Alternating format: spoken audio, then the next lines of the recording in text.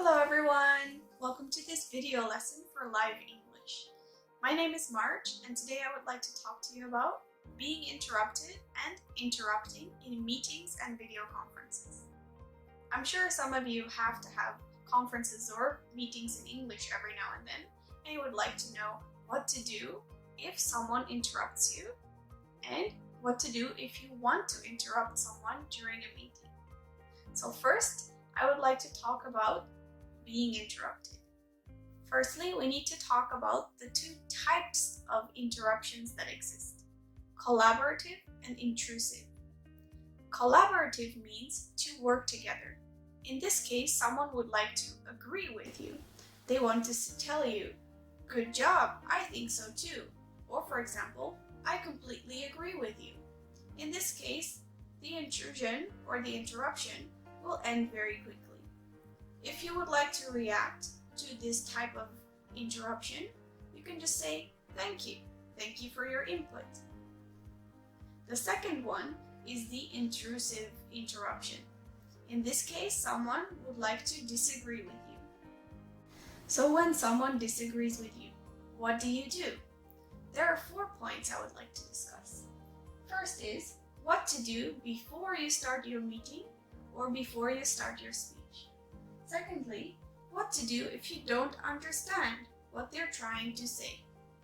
Thirdly, how to react if someone interrupts you and disagrees with you. And lastly, what to do after the interruption. So first, let's talk about before your speech or your meeting. Before you start, you can let people know that you would appreciate it if they ask questions at the end. So you could tell them before you start, "Today, I would like to talk about a number of things. So please bear with me, please wait as I go through the context and talk about all the points I would like to talk about. Then, when I'm finished, you can ask any questions you would like." It is also useful if you write it down on your PowerPoint if you're using one. So you could say at the end, there is a Q&A, a question and answer session. So what to do if someone asks a question that you don't really understand? For example, you might not understand how it is related to the topic of your meeting or speech. In this case, you can ask them, "What do you mean?" You can ask them to explain what they mean, so you might understand how it is related to the topic of the meeting or your speech. Another way to ask this is, "Could you please explain?" So, for example, "I'm sorry, I'm not sure I understand. Could you please explain how this is related to our topic?" It is very important to understand that this is an opportunity to learn a new perspective. So what to do, how to react if someone interrupts. In this case, it is very important to stay calm. They are not trying to create conflict. They are just trying to add information or ask for information.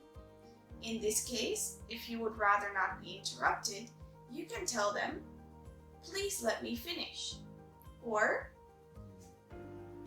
"Please let me finish my talk or speech."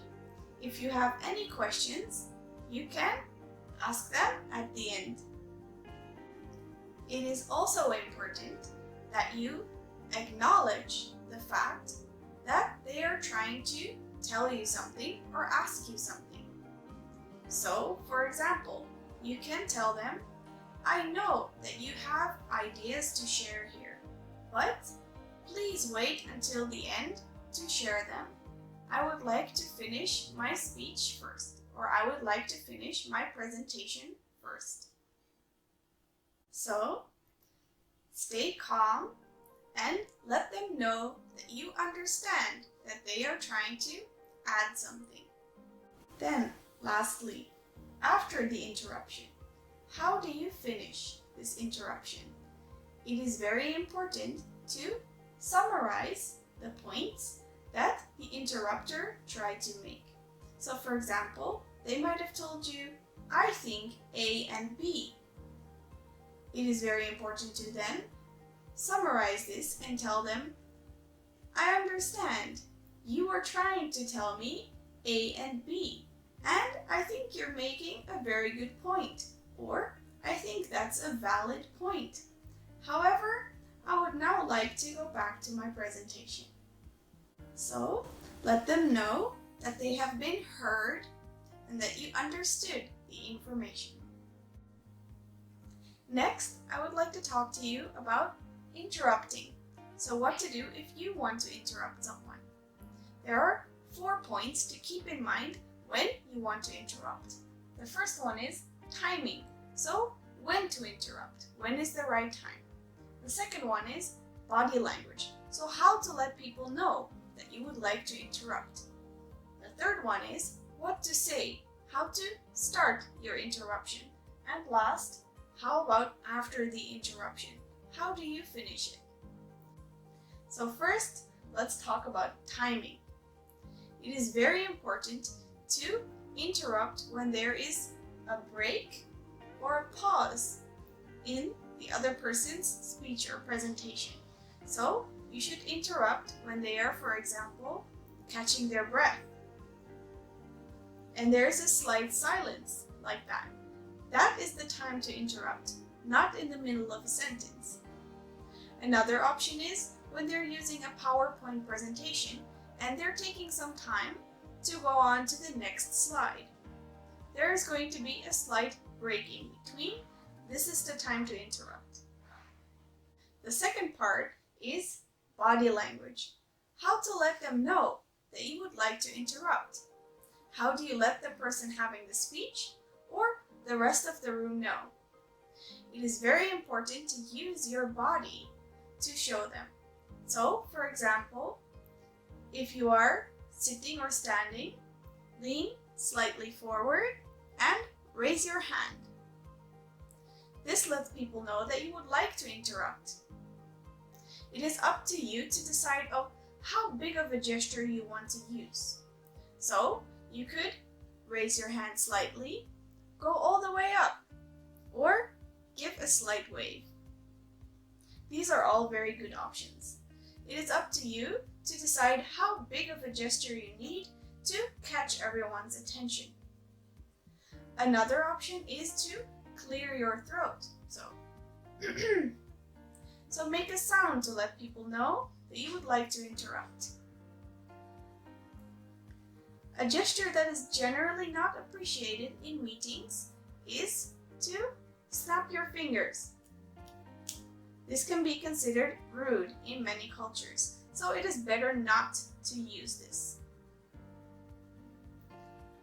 Alright, so remember to lean slightly forward and raise your hand or clear your throat. Next, what to say. How do you start your interruption? It is important to keep in mind to start your interruption with a small apology. So for example, excuse me, or do you mind? I would like to add something. Or I'm sorry. These are all very good options. Another option is, excuse me for a sec. This means you will keep your interruption short. This is good information for the person you are interrupting because they know that the interruption will end soon. It will be over soon. So, I'm sorry. Excuse me for a sec. I would like to add something. Or, sorry, do you mind? I would like to ask a question. I'll keep it very short. Or, I'll keep it brief. These are good options to start your interruption with. Then, after you have said what you wanted to say, how do you finish? It is very important to keep in mind that you always say thank you at the end of your interruption. So, thank you for letting me interrupt, or thank you for letting me speak. Or, thank you for listening. This way you can show your gratitude to the person giving the speech and the people in the room for letting you say what you want to say. So, to summarize, first, timing. Remember to interrupt when there is a short break or pause, a silence. Next, body language. So, when you want to interrupt, let them know by leaning forward and raising your hand or clearing your throat. Next, always start with a small apology. So, excuse me, I would like to interrupt.